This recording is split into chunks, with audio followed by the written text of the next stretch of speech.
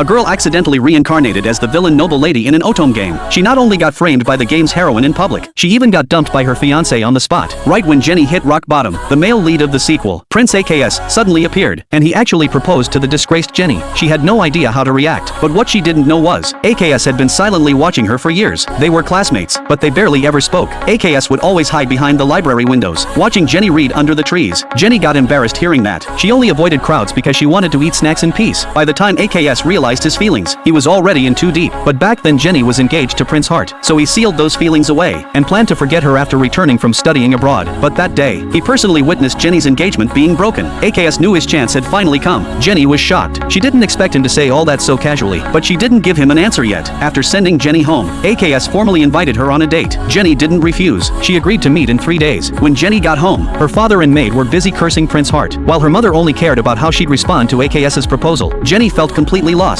because AKS was a major character in the sequel, and she worried that once the real heroine showed up, he'd change his mind just like Heart did. Then suddenly, a pebble tapped against her balcony window. She looked out and saw AKS downstairs. He easily jumped up to the second floor, and said he wanted to show her something. It was a fairy meteor. Jenny was stunned, because in the original game, that event only triggers at max affection, and it definitely shouldn't have happened this early. Luckily AKS could use magic. テ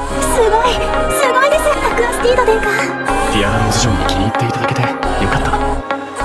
Meanwhile, Prince Heart finally snapped out of it. He demanded to see Akari, the girl who framed Jenny. Akari was thrilled to see him. She complained about being locked up and bored, but Heart was disappointed by her attitude. He questioned her about what really happened at the ball. Akari's eyes wavered. She didn't dare to answer. Heart finally realized how stupid he had been. When the king heard everything, he asked if Heart learned anything from it. Heart admitted he was tricked. He recalled how Jenny always pushed him to improve, and how every so-called nagging was for the sake of the kingdom's future. But the king said his regret came too late, because once an engagement is broken, it cannot be restored. 3 days passed in a blink. That day the maid helped Jenny put on a coral hairpiece. It was unique to AKS's homeland. When they met, AKS took her to a beautiful flower field. They sat together in the shade. Jenny pulled out a homemade cake. She happily shared funny stories from the past. AKS just listened quietly, thinking to himself how adorable she was. Then he gently held up a pastry to her lips. Their eyes met, their hearts matched in rhythm, and they unknowingly leaned into each other. After that date, Jenny finally made up her mind. She accepted AKS's proposal. Her father didn't want his daughter to marry far away, but he wanted her to be happy even more. However, on the day she headed to AKS's castle, she unexpectedly ran into Prince Heart, and to her surprise, Heart bowed deeply to her, to apologize for what happened at the ball. Seeing the once favorite game character regain his dignity, Jenny felt genuinely relieved. She told Heart to lift his head, because someone of royal blood shouldn't bow so easily. Hearing her speak as if nothing changed, Heart unconsciously leaned closer, but AKS immediately stepped between them.